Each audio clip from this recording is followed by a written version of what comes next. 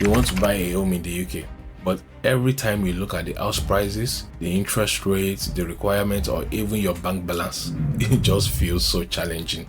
So in this video, I'm going to break down the UK property market in simple terms, explain how people actually get on the property ladder, and give you a simple framework you can use even if you're starting from zero.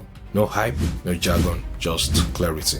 And ensure to stay till the end of the video, as I will tell you how to get free £1,000 per year from the government towards buying your first home. So when people talk about the UK property market, it sounds like this one big thing, like prices are either going up or crashing everywhere at the same time. But that's not how it truly works. There isn't one UK property market. It's more like lots of small ones. For instance, a 2-bedroom flat in London doesn't behave the same way a semi-detached house in Leeds will, and neither of those behave like a house in a small town or village. Property prices in the UK are mostly driven by what's happening locally. Are there jobs in the area? Is there a transport system, good transport system in the area? A lot of people trying to buy, but not many houses available. And that's why sometimes you hear headlines saying house prices are falling, but then you see someone that just sold their house probably within a week and even more than the asking price. So whenever you hear about news about the market, always know that on a micro level, what's happening in one town might be completely different from another. And as a first-time buyer, the only market that really matters is the one that you're buying in, your local market. The streets you're viewing on, the type of homes you're considering to buy, and what similar places are selling for right now. It's important to know that national headlines don't buy you a house, the local knowledge does. Meaning you could have prices falling nationally, but the exact area you want to buy in might still be competitive because maybe it's close to good transport system, or a lot of jobs are available in the area. So instead of stressing about what's happening across the whole country, focus on what homes are selling for in your interested area, how long are those homes staying on the market, and what are buyers like you actually paying for those homes. That's where real insight is, and that's what's going to help you make a confident decision. Now, just to be clear, this video is mainly for first-time buyers.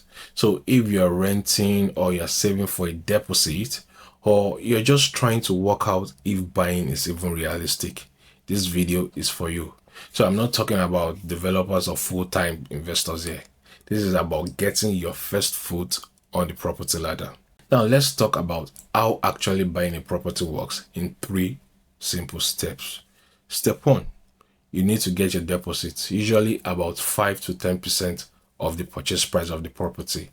So if a place costs £250,000, you're looking at roughly £12,500 to about £25,000 as deposit. Key note here is, aside the deposit that everyone talks about, you still need to set some money aside to sort costs such as your broker fees, your solicitor fees, and some other costs. Step 2, get a mortgage in principle or a decision in principle from a lender.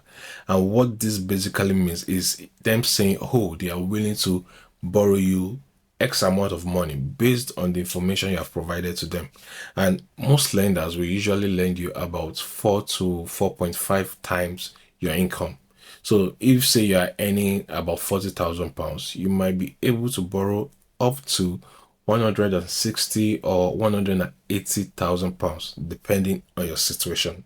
Quick pause, hit subscribe and join a community of property investors that are getting insider knowledge that most people pay thousands for. The next video might just be the breakthrough that you need. Don't miss it. Hit subscribe now. Step 3, find a property, make an offer, and if the offer is accepted, get a solicitor to start the paperwork.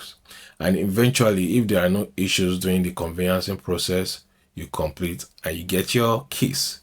So in summary, with just 5 to 10% deposit, you are able to get your foot on the property ladder, spreading the payment of the balance, that is your mortgage, over 25 or 30 years. Now, extra things to note. If you are relatively new in the UK, yes, you can still buy a property and you don't need a British citizen before you buy. However, there are some few things to note.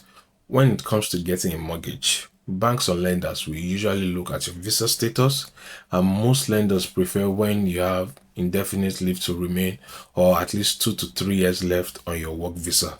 If you don't have any of this, that doesn't mean you can't buy. It only means your choice of lenders may be smaller. Also, your credit score, and even more importantly, your credit history matters. So if you don't have one, you need to start building one as fast as possible. And finally, and I can't stress this enough, ensure to get yourself a good mortgage broker, specifically one who specializes in dealing with clients in similar status as you. They can always help you get the right lender that is the best fit for you. So yes, buying your first home in the UK as a newbie might take a bit more planning, but it's absolutely doable. Plenty of people are doing it every year, and the key is understanding the system and preparing early.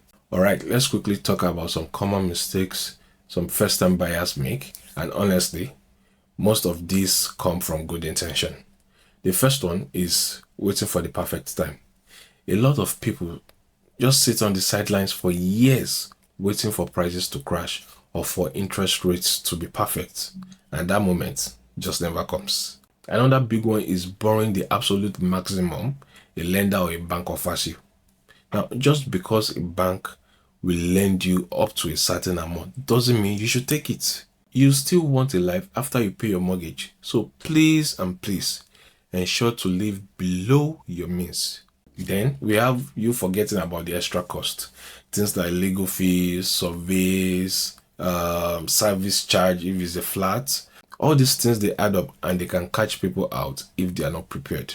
And lastly, which is probably the biggest one, falling in love with the place before you run the numbers. We have all done it. You walk into a place and you just imagine how the furnitures are going to sit. You paint the perfect picture of yourself and family in it. And then you stretch yourself, you stretch your budget just to ensure that picture becomes a reality. Instead of that, try to flip it around. Emotion is great, but ensure the numbers work. Do your maths first and ensure it makes sense first before proceeding with the purchase. Lest I forget, the UK has a few schemes designed to help first-time buyers. The big one is the Lifetime ISA. In a Lifetime ISA, you can save up to £4,000 a year, and for every amount you save, the government is going to give you 25%. So if you put in the maximum in a year, which is £4,000, they had £1,000 free money. So imagine you and your partner set this up. That's extra £2,000 in a year for you. Of course, terms and conditions apply. So if you are indeed serious about buying your home, here's a simple plan for you. Check your credit score, check your credit history. If it's bad, start working on it. Join the electoral role, reduce your credit and card utilization. Do not miss payments. Open a Lifetime ISA. The earlier you do, the better for you. Next, speak to a mortgage broker and try to get a rough affordability figure based on your current status. With this, you have an idea of how much you can borrow, and even more importantly, you can decide yourself if you want to max it out or go below that. Remember, it's always important to live below your means.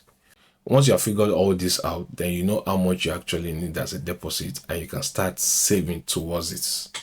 And the last bit is to start viewing properties. Start viewing properties with no pressure. Just get a feel of, what it feels like, the things you need to start looking out for when you go for viewing while you start saving for your deposits. This will help you learn a lot about your local area. So there you have it. Getting on the property ladder isn't about being rich. It's about being informed and planning strategically. If this helped, give it a like and subscribe. And if you are currently trying to buy your first property or your first home, let me know the area you are looking at in the comments. See you in the next video.